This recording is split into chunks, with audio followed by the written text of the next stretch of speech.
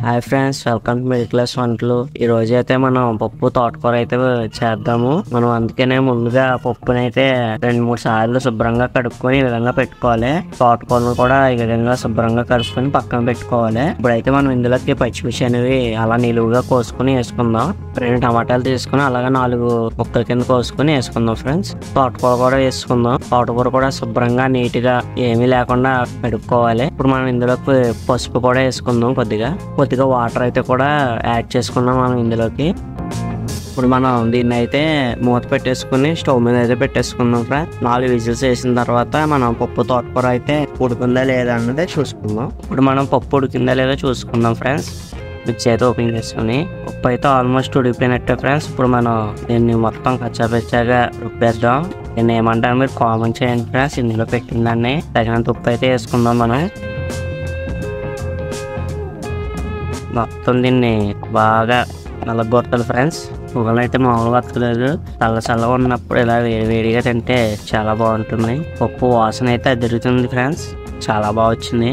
కొద్దిగా చింతపండు అయితే తీసుకుని ఆ విధంగా మనం పులుపు అయితే యాడ్ చేసుకోవాలి. బాగా నలగొట్టి మళ్ళీ మనం ఒకసారి అది కలిసేలాగా తిప్పుకుందాం ఫ్రెండ్స్. ఇప్పుడు స్టవ్ మీద అయితే పెట్టుకుంటే కొంచెం ఉప్పు అయితే మరగబెట్టుకోవాలి. ఇందులో కొద్దిగా కరివేపాకు అనేది యాడ్ చేసుకుందాం. కొద్దిగా కారం కూడా యాడ్ చేసుకుందాం.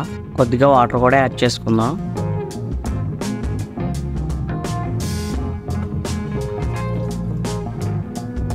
ఇప్పుడు మనం తాలింపు అయితే పెట్టుకుందాం ఫ్రెండ్స్. బౌల్ అయితే పెట్టుకుని ఇందులో ఆయిల్ అయితే వేసుకోవాలి. మనం అయితే ఇందులో కొద్దిగా జీలకర్ర అనేది యాడ్ చేసుకుందాం. ఆవాలు కూడా వేసుకుందాం.